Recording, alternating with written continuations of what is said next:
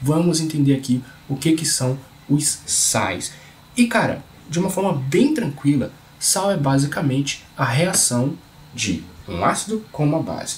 O sal ele vai ser formado a partir da reação de um ácido com uma base. Então, imaginemos aqui que nós tenhamos ácido clorídrico.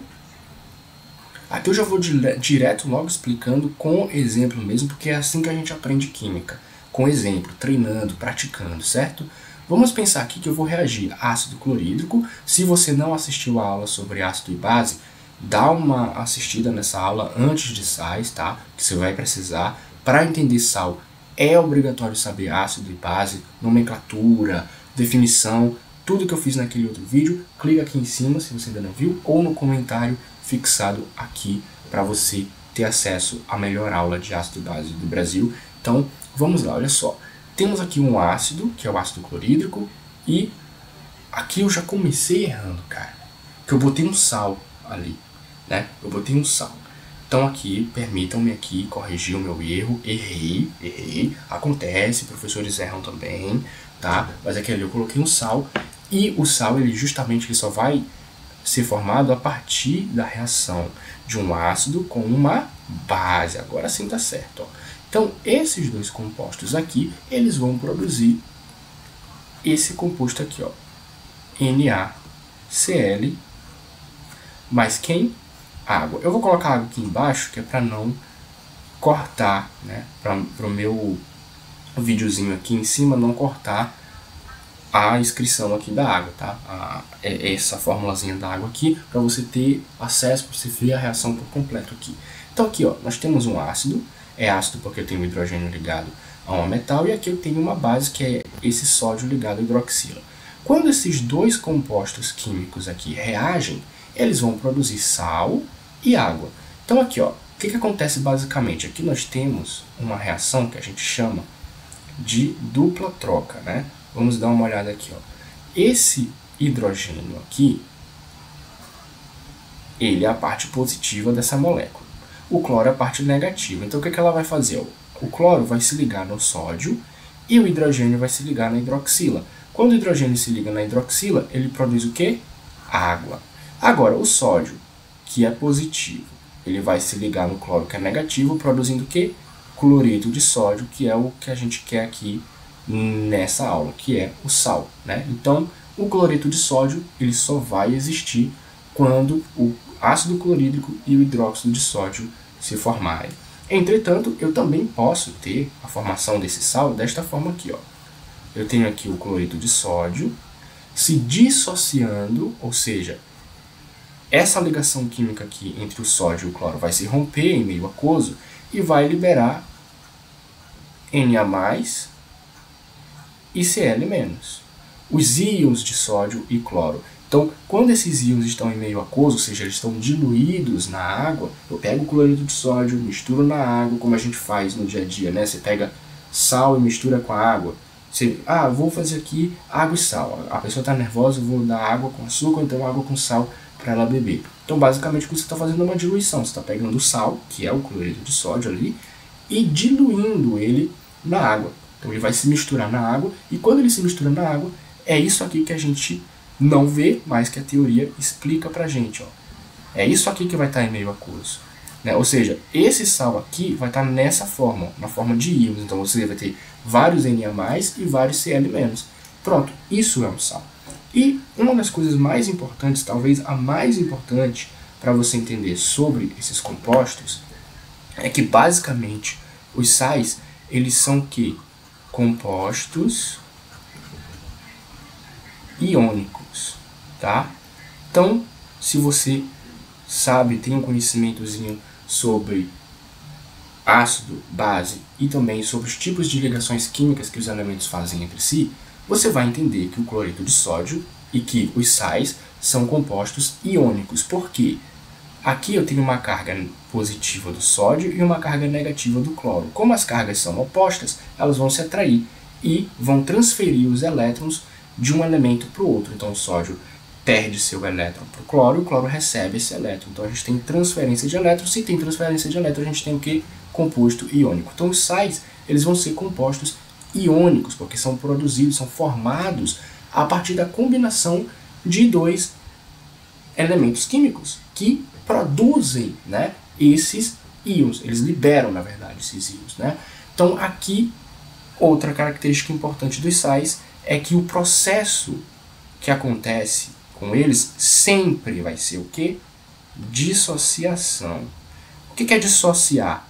Dissociar está muito relacionado com liberar. Eles liberam íons. Então, é isso aqui que acontece com o sal. Quando eu misturo um sal na água, ele vai liberar íons. Por quê? Porque esses íons eles já estavam aqui. Ó.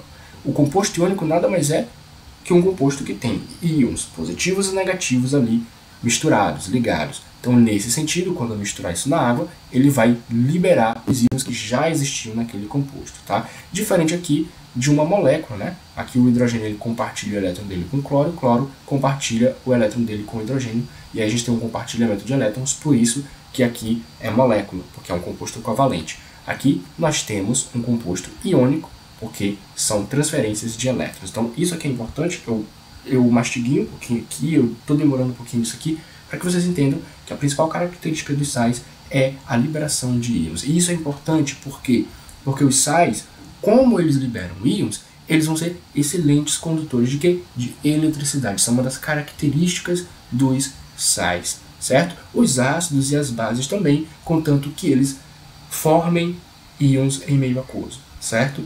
A linguagem aqui, no caso dos sais, é liberar íons, porque esses íons já existem na forma do composto. Quando ele é dissociado em água, ele libera aqueles íons que já existem, certo?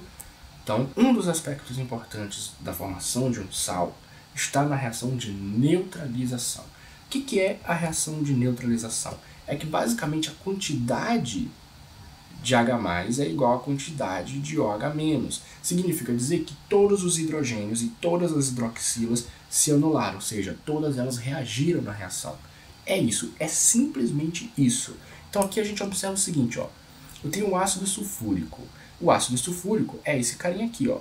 Eu sempre gosto de desenhar a fórmula para você entender melhor de onde que vem essa fórmula molecular aqui. Então, o ácido sulfúrico ele vai ter aqui, ó, hidroxila e mais uma hidroxila aqui.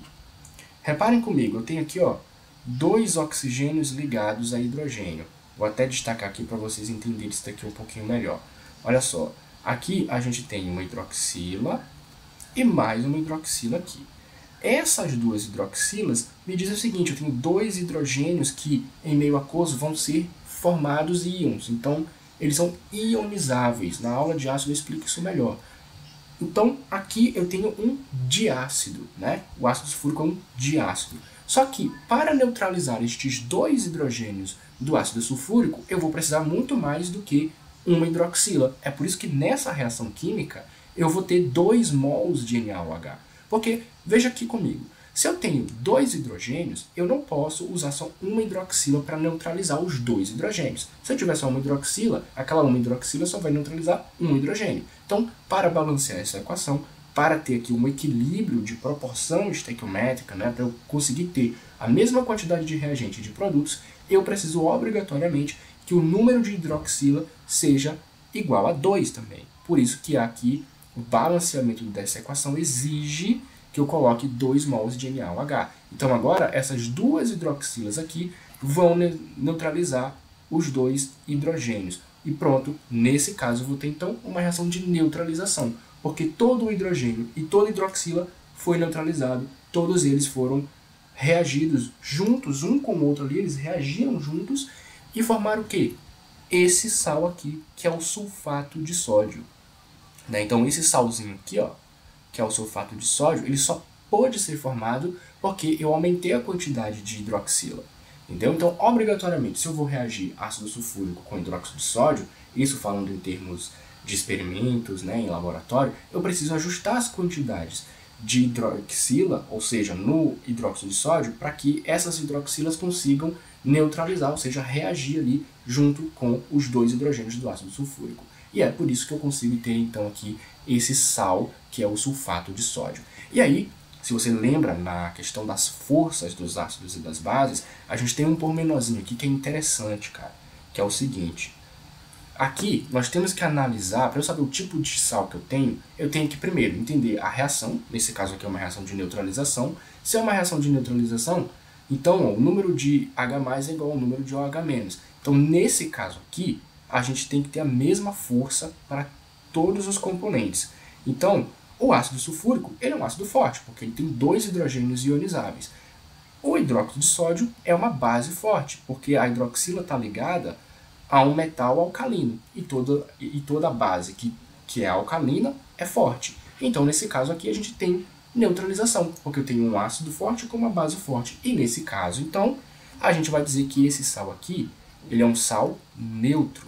Neutro por quê? Porque eu tenho ácido forte com base forte. Se fosse ácido fraco com base fraca, o sal também seria neutro. Agora a gente vai ver aqui alguns exemplos daqui para frente, onde você vai ter casos em que o ácido é forte e a base é fraca. Nesse caso, o sal é ácido. Se eu tiver uma base forte e um ácido fraco, o sal é básico. Entende? Ele só vai ser neutro quando a hidroxila e o hidrogênio se neutralizarem. Ou seja, aqui ó, o número de hidrogênio foi igual ao número de hidroxila, certo? Então, é basicamente isso daqui que a gente interpreta, né, que a gente estuda aqui em relação aos sais. Né? Eu já tinha colocado, obviamente, aqui uma formatação para a gente entender, mas eu gosto de explicar passo a passo. Né? Então é isso, ó, o sal ele se dá pela formação do ânion do ácido e do cátion da base, como eu mostrei lá na reação do ácido clorídrico com hidróxido de sódio. Então o sódio, ó, ele é um metal, ele é o positivo. Então ele vai ter que se ligar aqui com o ânion desse ácido, que é o sulfato. Por isso que a gente tem o quê? Ó? Sulfato de sódio. Então como que eu sei formar aí um ácido? Vou olhar para a reação, vou olhar o metal de um dos lados. No caso, eu sempre vou olhar o metal da base, né? Porque se eu tenho ácido com base, o metal vai estar na base. Então, eu pego o metal da base e linko ele com o ânion do ácido. Ou seja, eu não vou olhar para o hidrogênio. Porque quando eu vou montar o sal, eu já estou olhando para a parte positiva na base. Qual a parte positiva da base? O metal.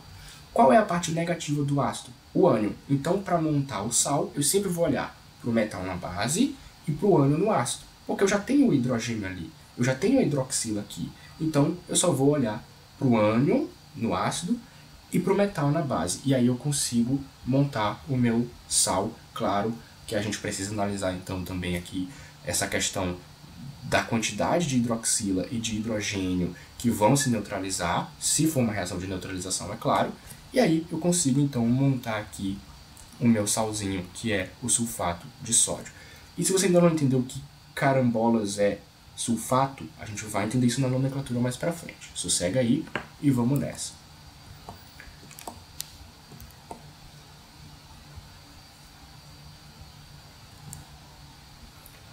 Bom, vamos olhar aqui agora alguns exemplos a mais sobre esses carinhos. Olha só, o que a gente tem aqui? Aqui nós temos o ácido bromídrico. Se você assistiu a aula de ácido, eu estou frisando aqui ácido várias vezes porque é importante, tá? Aqui a gente tem o ácido bromídrico que reage com hidróxido de cálcio e vão produzir esse compostozinho aqui, ó. Então, se você entendeu o que eu falei até agora, ó, quem que é a parte positiva aqui da base? É o cálcio, porque ele é um metal alcalino terroso. Quem que é a parte negativa, ou seja, o ânion do ácido? O bromo. Então eu vou pegar o cálcio e juntar com o bromo. E aí eu formo esse sal aqui. O nome desse sal aqui é brometo de cálcio. Calma que na parte de nomenclatura a gente vai entender o porquê que é brometo, o que é fosfato, o porquê que é sulfato, hipoclorito, por que isso é assim. A gente vai entender na parte de nomenclatura que vai ser dada ainda nessa aula aqui, tá? Então aqui a gente tem um brometo de cálcio que é produzido a partir da reação de um ácido bromídrico com um hidróxido, o que? De cálcio. E aqui a gente tem um pormenor. Aqui a gente teoricamente deveria ter uma reação de neutralização, fazendo com que esse sal aqui, né, este salzinho aqui, seja neutro. Entretanto, a gente vai ver que esse às vezes é um negócio que vocês acham química chato, que é porque a gente tem exceções. E o magnésio, assim como o cálcio, são metais que formam que bases insolúveis. A gente viu isso na aula de ácido e base. Então, se forma base insolúvel, são bases fracas. Mas Na questão aqui de comparação do que a gente está estudando, a gente vai considerar aqui que essa base, essas duas hidroxilas neutralizaram os dois hidrogênios. Mas lembre-se, uma reação de neutralização requer que eu tenha a mesma quantidade de hidrogênio e a mesma quantidade de hidroxila, fazendo com que o sal seja neutro. Nesse caso, como o hidróxido de cálcio é fraco, vamos considerar que ele é insolúvel em água, então a gente teria um sal que seria ácido.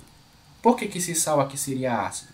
Porque se a base é fraca e o ácido é forte, então o sal ele tem que ser ácido, certo? Agora vamos olhar aqui os outros exemplos para a gente praticar isso aqui ainda mais.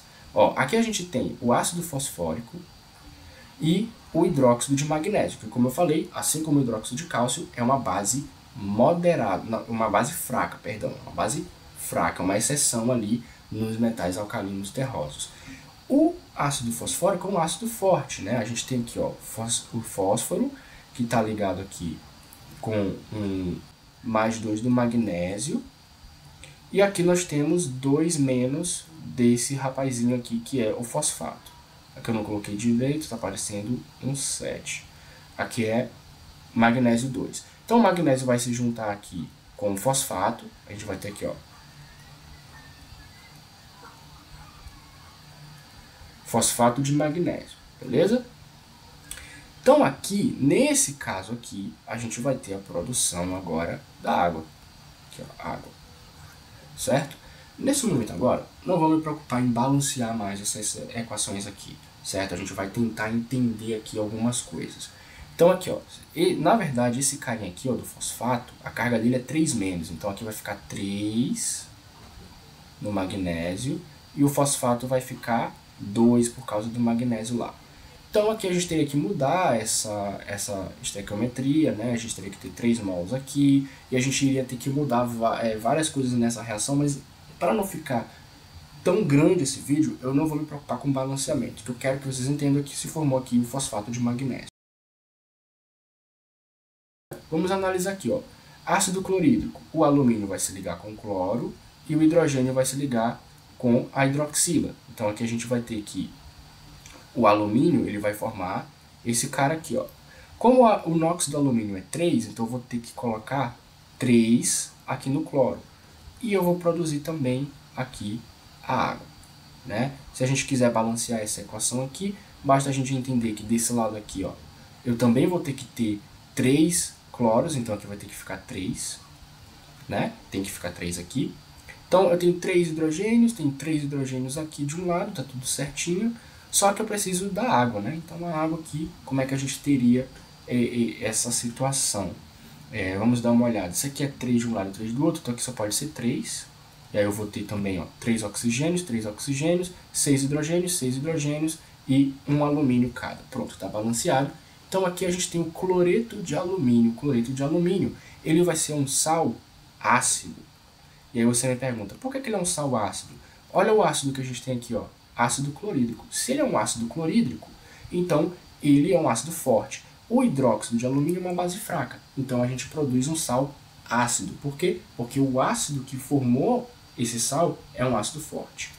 Agora aqui a gente tem um contrário aqui embaixo. A gente tem o ácido carbônico e o hidróxido de potássio. E se você assistiu a aula de ácidos e bases, você sabe que o potássio ele é um metal da família 1A, ou seja, ele é um metal alcalino. Por isso, ele forma uma base alcalina, e bases alcalinas são as bases mais fortes que tem. Então, aqui o que a gente vai fazer? A gente vai formar o carbonato de potássio. Então, a gente vai ter aqui, ó, carbonato de potássio mais a água. Não vamos perder tempo balanceando essa equação. O que interessa pra gente é que a gente formou o carbonato, e esse carinha aqui é um sal básico, porque quem é forte? O hidróxido, né? Então, o hidróxido, ele vai ser o carinha forte. Como aqui é 2 menos, a gente vai ter que botar um 2 aqui, ó. Então, é o carbonato de potássio. Eu confundo, às vezes, o nome, né, potássio com cálcio, mas são coisas diferentes. Potássio é K e cálcio é o Ca, né? Porque potássio e cálcio terminam da mesma forma, então, às vezes, dá uma cacofonia aqui, mas vocês entenderam. Aqui a questão é que a gente tem o carbonato de potássio. E esse carinha aqui, ele é um sal básico, porque a base é forte, certo? Vamos limpar um pouquinho aqui para a gente entender um pouquinho mais esses exemplos. Temos aqui agora, ó, esse aqui é o ácido perclórico. É um ácido extremamente forte, porque nós temos 4 oxigênios aqui. E aqui nós temos o hidróxido de ferro, e lembra que eu falei, todo hidróxido, toda a base que não é de metal alcalino ou alcalino terroso, com exceção ali do magnésio e do cálcio, são bases fracas, né? Então aqui, ó, é uma base fraca, então a gente só pode ter então o quê? Um ácido, ou melhor, um sal ácido, porque o ácido é forte. Então a gente vai ter o perclorato de ferro, que é esse cara, simplesmente é isso, ó. Esse ferro vai se ligar com esse cloro. Acabou. É simplesmente isso. Então aqui a gente tem o perclorato de ferro, ou perclorato férrico. Então a gente tem aqui um sal, que é um sal ácido, e pronto. Tá? Aqui é sal ácido, porque o nosso ácido aqui ele é forte, então o sal formado ele vai ter predominância aqui do ácido, então por isso que é um sal ácido. Agora vamos analisar aqui um exemplo um pouquinho diferente daquilo que a gente trabalhou. Se vocês repararem nos exemplos anteriores, aqui eu tinha 2 mols de hidróxido de sódio. Aqui, ó, vocês veem que a proporção é de 1 para 1. Mas, se eu tenho 2 hidrogênios ionizáveis no ácido sulfúrico, eu preciso de 2 hidroxilas. Se isso não acontece, então o meu sal aqui, ó, ele vai ser ácido. Por que ele é ácido? Porque eu só consegui neutralizar um hidrogênio com essa hidroxila. Então, quando o número de hidrogênio e o número de hidroxila não forem iguais, quando eles forem diferentes, o sal ele vai pender para um lado diferente aqui dessa reação. Por que ele vai pender para o lado ácido? Porque eu consegui, ó, ionizar aqui uma das quantidades de hidrogênio que eu tinha. Aqui eu só teria uma hidroxila para ionizar. Nesse caso, é como se o hidróxido de sódio estivesse agindo como uma base fraca. Ele não é uma base fraca, pelo amor de Deus, não é. A questão é que a proporção estequiométrica, esse aqui é o problema. 1 para 1. Como é que é 1 para 1? Esse carinha aqui, ele não dispõe da quantidade de hidroxila suficiente para neutralizar os 2 hidrogênios. Então é como se o hidróxido de sódio fosse fraco. Ele obrigatoriamente ele não é, definitivamente, novamente, o hidróxido de sódio não é uma base fraca. Mas, se eu não tenho a equação devidamente balanceadinha ali, se a quantidade de hidroxila não é suficiente para ionizar, ou seja, para neutralizar aqui os 2 hidrogênios do ácido, então é como se o hidróxido de sódio fosse fraco. Mas não é. Nesse caso, eu vou dizer que a gente tem, sim, um sal ácido. E esse carinha aqui a gente chama também de hidrogeno sal. Hidrogeno-sal. Por quê? Porque eu tenho hidrogênio aqui do meio do metal e do ânion. Então, nesse caso, quando você vê um composto assim, é porque ele é um sal ácido. Tá? A gente chama de hidrogeno-sal ou de sal ácido, é a mesma coisa. Tá? Então, ele é um sal ácido aqui. Vamos dar uma olhada agora nessa outra reação. Olha só, aqui a gente tem também uma coisa diferente do que a gente viu antes. A gente tem, ó, o ácido bromídrico, pode ver que ele tem um hidrogênio só, mas aqui a gente tem o hidróxido de cálcio, que teoricamente é uma base fraca, não é? Só que ele tem 2 hidroxilas.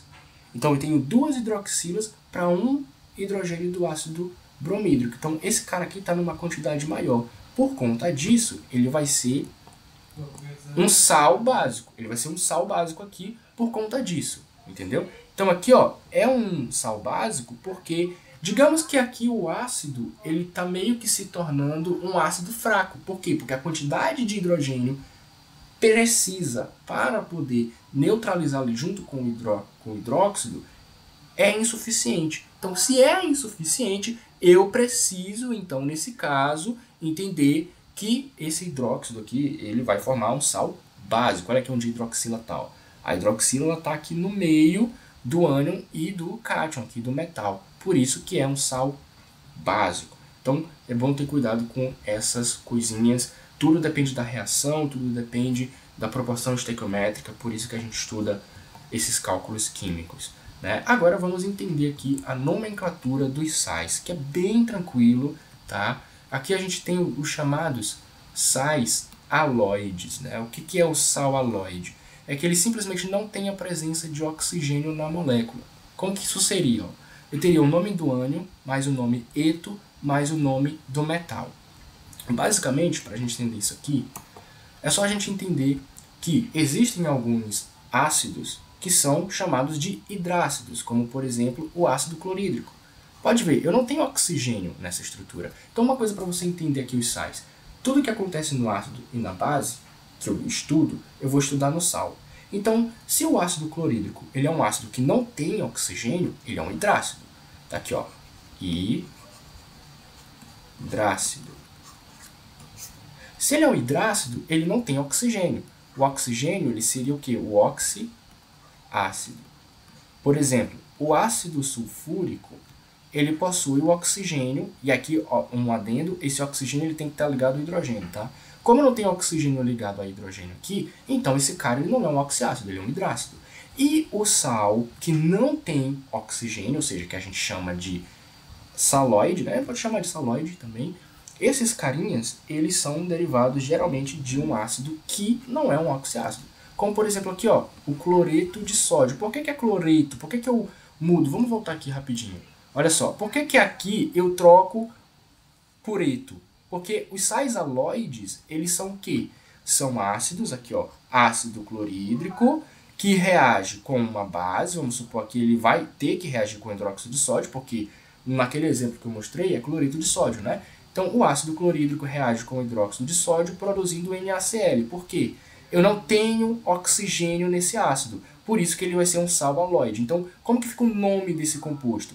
Cloreto, lembrando que sal é sempre o nome do ânion primeiro, né? Então aqui, ó, eto, cloreto, mais mais sódio. Tá aqui, ó, cloreto de sódio. Então essa é a nomenclatura para um sal, né? Então cloreto de sódio.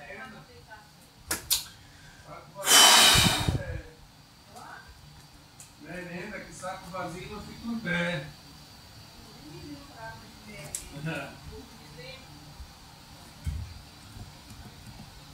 Faz de novo essa porra aqui. Foda, cara.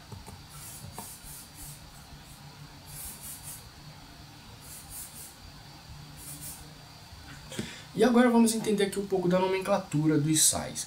Aqui a gente tem uma coisa que é bem tranquila, que é o seguinte. Os sais eles podem ser classificados como sais aloides ou também os oxissais, né? O que são os sais aloides? Eles não têm a presença de oxigênio na molécula.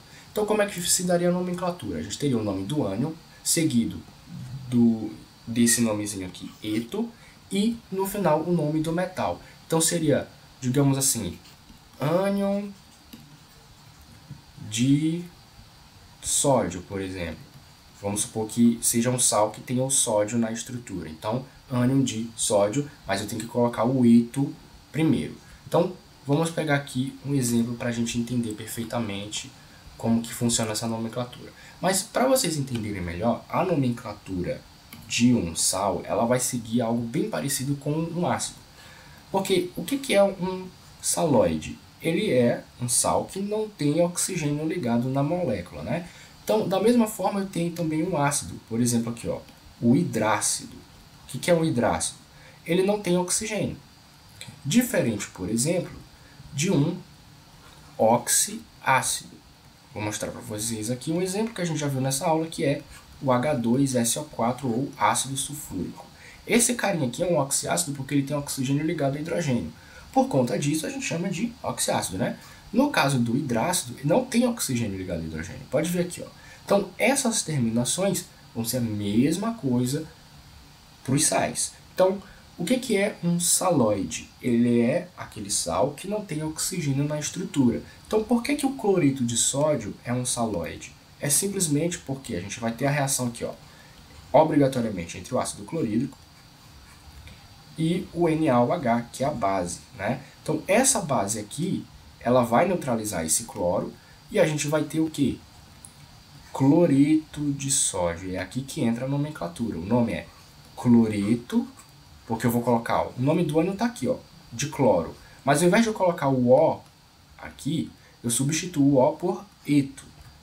mais o nome do metal. Então seria cloreto de sódio. Então o sal de cozinha, o nome dele é cloreto de sódio por isso, porque eu tenho um ânion cloro ligado ao metal sódio. Então é o cloreto de sódio. A gente vai entender agora um macetezinho para você sempre decorar e gravar isso aqui de uma vez por todas, tá? A gente tem também o fluoreto de sódio, né? O fluoreto de sódio, a gente vai ter aqui, ó, o ácido fluorídrico, que vai reagir. Vou desenhar um pouquinho mais para cá, porque senão vai tampar a minha explicação. Então, vamos colocar aqui, ó, ácido fluorídrico mais também aqui, ó, o hidróxido de sódio. O hidróxido vai se ligar no flúor e o hidrogênio vai se ligar na hidroxila. Então a gente tem, ó, NaF mais H2O.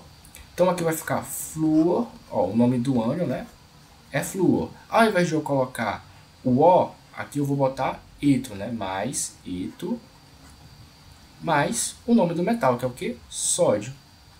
Pronto, então aqui a gente tem um fluoreto de sódio.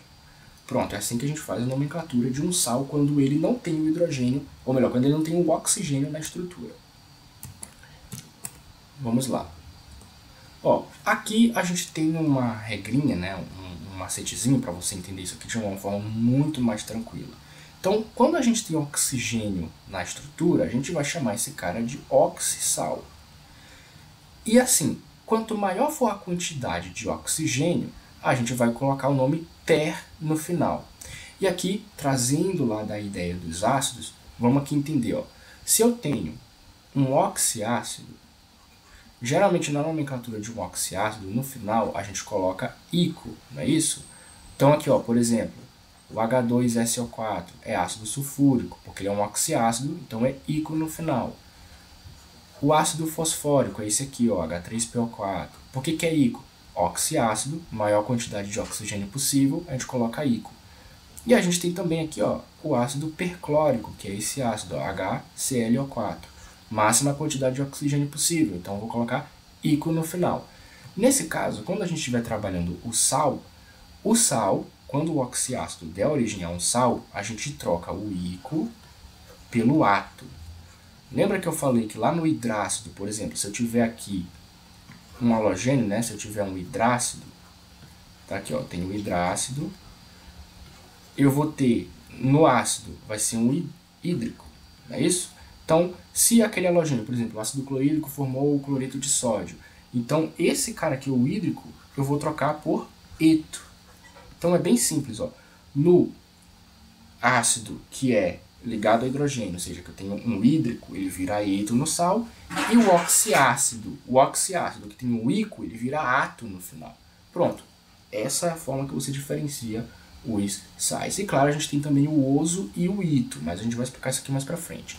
Então aqui, ó, no caso desse per, o que seria esse per? É a máxima quantidade de oxigênio que a gente pode ter aqui nessa estrutura. Então, por exemplo, aqui a gente tem o ClO4. Esse ânion, ClO4, é um ânion chamado de perclorato. Então, todo sal que for advindo desse ácido aqui, ó, ele vai formar um ânion perclorato, um sal perclorato, certo? Então, basicamente, a gente pode ter aqui, por exemplo, o perclorato de sódio. Perclorato de sódio, por quê? Porque eu tenho um máximo de oxigênio. O ânion perclorato é esse, ClO4.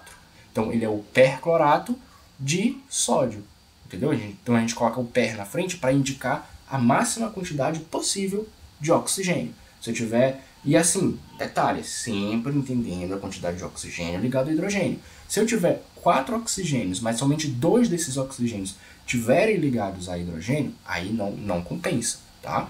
Agora, se 4 tiverem ligados a hidrogênio, no caso do ácido, né? Ou esses 4 aqui eles estão ligados ao cloro. No caso do ácido aqui, ó, como eu só tenho um hidrogênio, o que interessa para mim é que esse ânion aqui é um ânion muito forte. Então, ligado ao hidrogênio, eu vou ter somente um hidrogênio para ionizar. Como ele está ionizando todos os hidrogênios dele, ele é um ácido forte. Então, só que ele é um superácido que a gente chama, né? O ácido perclórico é um superácido, porque ele tem uma força muito grande. Então, assim, sempre que eu tiver um ácido que tem um hidrogênio ionizável, mas todo o hidrogênio que ele tem é ele é um ácido forte. Então, aqui a gente coloca esse per na frente por conta que tem a máxima quantidade de oxigênio possível. Aqui agora eu posso também estabelecer isso para todos os outros ânions que tem aqui, ó, uma quantidade de oxigênio considerável. Então, nitrato, sulfato, carbonato, fosfato. Aqui a gente tem o borato, né, que é o BO3. E aqui os halogênios, esse X aqui representando os halogênios, né? X, O3, todos esses caras aqui eles vão formar átomo. Mas repara, qual que é a diferença aqui, ó? Aqui em cima eu tenho PER, é a máxima quantidade de oxigênio possível. Sempre vou ter um a mais. Aqui, esses aqui eu tenho 3, 4, 3, 4. Qual que é a diferença desse aqui para o PER? Eu sempre vou ter um oxigênio a mais do que eu deveria ter nesses aqui, né? Então, por exemplo, o NO3 ele vai ser produzido a partir do HNO3, que é o ácido nítrico.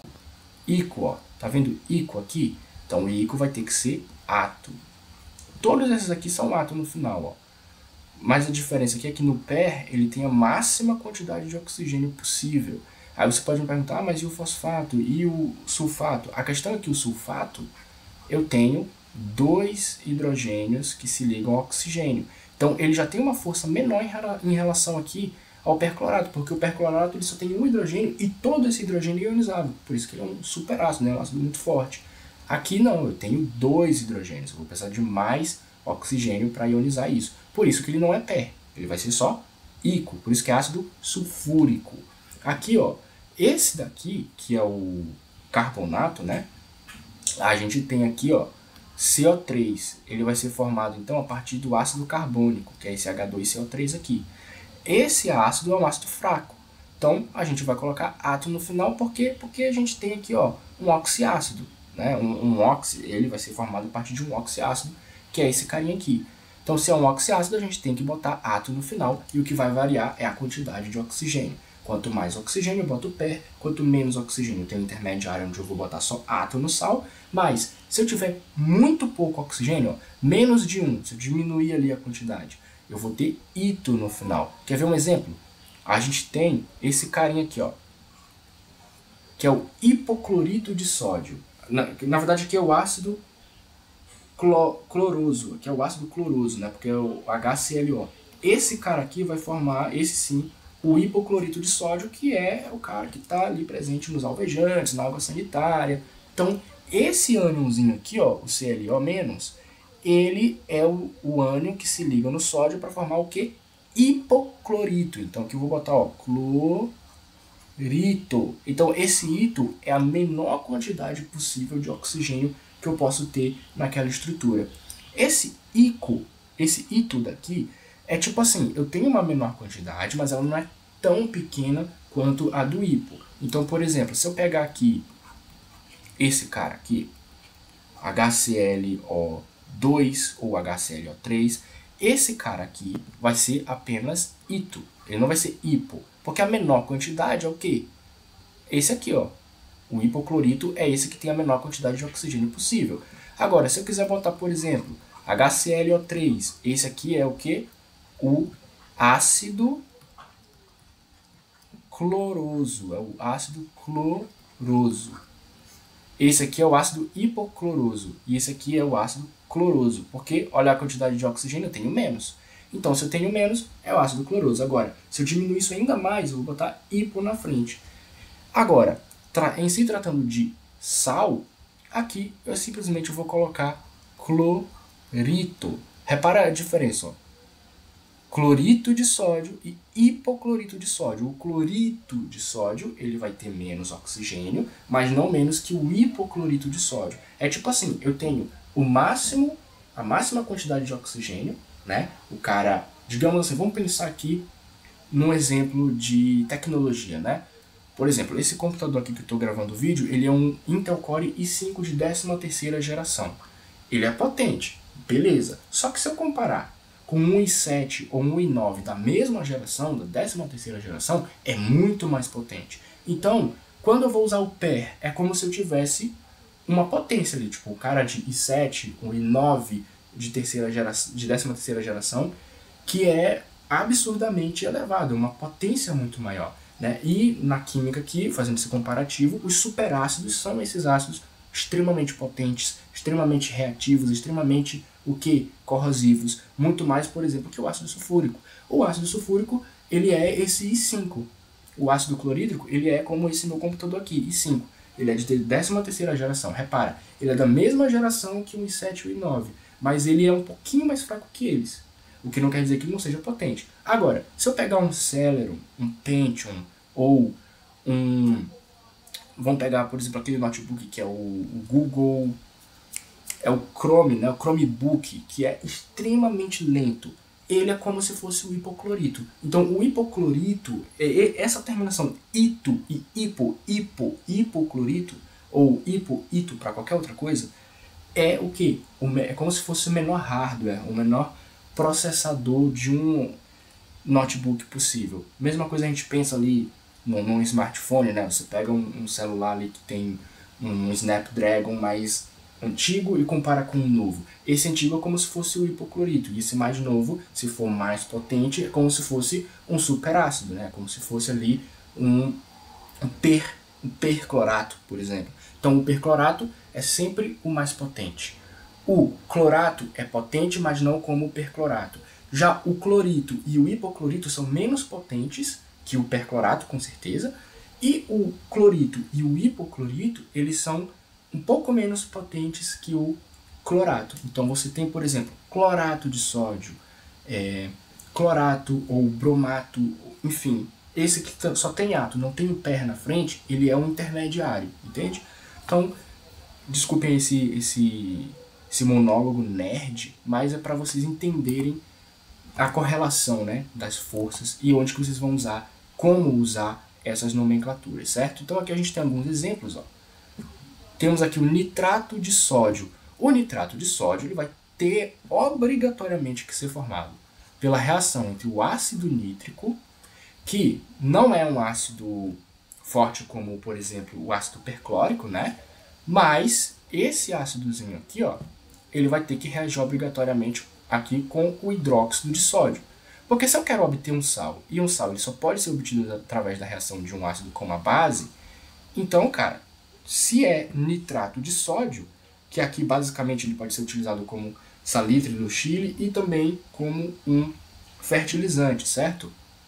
Tem obrigatoriamente que reagir ele com o hidróxido de sódio. Então ele é obtido, né, na indústria através pode ser através de nitração, pode ser por meio, assim, só ácido e base reagindo esses dois a gente não vai obter isso aqui. Pode até ser que obtenha, mas industrialmente falando, é sempre um processo mais complexo que envolve altas doses de calor para poder transformar esse nitrato de sódio aqui, porque geralmente quando a gente estuda isso aqui, a gente entende que a maioria dos sais, dos óxidos, eles estão na natureza na forma sólida misturada com outros metais, né? Então você tem que extrair aquilo, é um processo industrial mais complexo, mas em termos de teoria aqui, para obter esse nitrato de sódio, a gente vai ter ácido nítrico mais hidróxido de sódio, que forma o tal do nitrato de sódio. E por que fica nitrato? Porque o ácido que produz esse sal não é um ácido que tem halogênio, ou seja, um hidrácido, é um oxiácido. Então é só lembrar, sempre que for oxiácido, o sal formado vai ter ato no nome. Sempre que for um hidrácido, o sal formado vai ter eto no nome.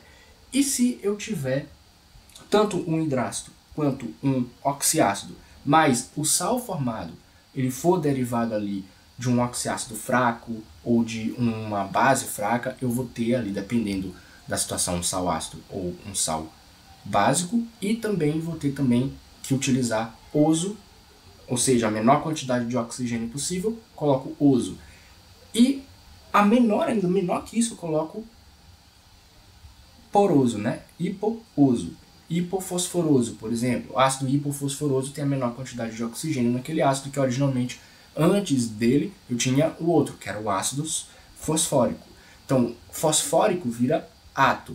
Então, aqui a gente tem, ó, ácido fosfórico, é por causa desse ânion aqui, ó, o fosfato. Então, o sal que ele vai formar vai ser o sal que é o quê? Fosfato. Então, esse carinha aqui, se ele reagisse com hidróxido de sódio, ele ia formar esse aqui, ó, fosfato de sódio. Então, é assim que a gente constrói, que a gente trabalha as nomenclaturas dos sais. certo? Aqui nós temos também o sulfato de cálcio. Como é que a gente obtém o sulfato de cálcio? Reagindo com o ácido sulfúrico, quem? O hidróxido de cálcio, obviamente. Então, ao reagir o hidróxido de cálcio com o ácido sulfúrico, eu vou produzir, então, sulfato de cálcio. Por que eu não coloco 2 aqui? Porque o cálcio é 2 e o sulfato é 2 menos. Então, 2 com menos 2 igual a 0, né? Lembra lá na matemáticazinha? O NOx de ambos os cátion e ânion, respectivamente, é igual a 2. Um é 2, outro é menos 2. Eu consigo cancelar essa carga. O NOx, então, está calculado. Então, eu não preciso colocar 2 aqui embaixo no cálcio. Então, vai ficar sulfato de cálcio. Sulfato, novamente, por quê? Aqui eu tenho um ácido que a terminação dele é ico. Então, a terminação do sal formado tem que obrigatoriamente ser ato. Aí vai ficar sulfato de cálcio. Perfeito? Então, é basicamente isso. Lembrando que na mega aula a gente não resolve exercícios. Eu faço exercícios num vídeo só para exercícios. Aqui é para fazer você aprofundar o conteúdo. Já começar ele com um conteúdo bem profundo. Então, aqui, ó, carbonato de cálcio. Eu vou pegar aqui o ácido carbônico, que é um carbonato aqui, ó, e reagir, por exemplo, com o hidróxido de cálcio, cara. Simples assim. Então, reagindo, pego esse cálcio aqui, ó, e faço isso, ó. Carbonato de cálcio. Aqui eu vou ter que botar o 2, porque esse carinha aqui é menos, né? Então, aqui, ó, carbonato de cálcio mais água. Pronto. Formei o carbonato de cálcio. Agora eu tenho o sulfato de magnésio. Como é que seria o sulfato de magnésio? Mesma coisa, que eu vou reagir hidróxido de magnésio com ácido sulfúrico. Então, esse sulfato se liga ao magnésio e a gente produz quem? Ó? Sulfato de magnésio. Tá aqui, ó, sulfato de magnésio. E aqui, obviamente, não tem esse 2, tá? Porque aqui a carga é 2 menos e a carga é mais 2. Então, aqui é menos 2, aqui é menos 2. Menos 2 com mais 2 daqui dá 0. Então, é CaCO3. Então, aqui, ó, a carga, ó, carbonato de cálcio. Aqui, também não preciso colocar, ó, mais 2, menos 2. Menos 2 do sulfato com mais 2 do magnésio, eu produzo o quê? O sulfato de magnésio. Tranquilo, certo? Tranquilo. É só vocês entenderem que aqui a gente trabalhou muito mais oxiácidos do que hidrácidos. E a gente vai fazer uma aulinha só com os percloratos, as substâncias que tem per, que tem hipo, que tem ito, né? Esses geralmente são compostos menos usuais, né? No dia a dia. A gente usa, por exemplo, o hipoclorito de sódio, que é muito usado mesmo para produzir o quê? Água sanitária e tal. Mas, comumente, quando a gente está estudando química no início, a gente trabalha muito com esses oxiácidos e esses hidrácidos que são mais fortes, que tem a maior quantidade de oxigênio possível, entendeu?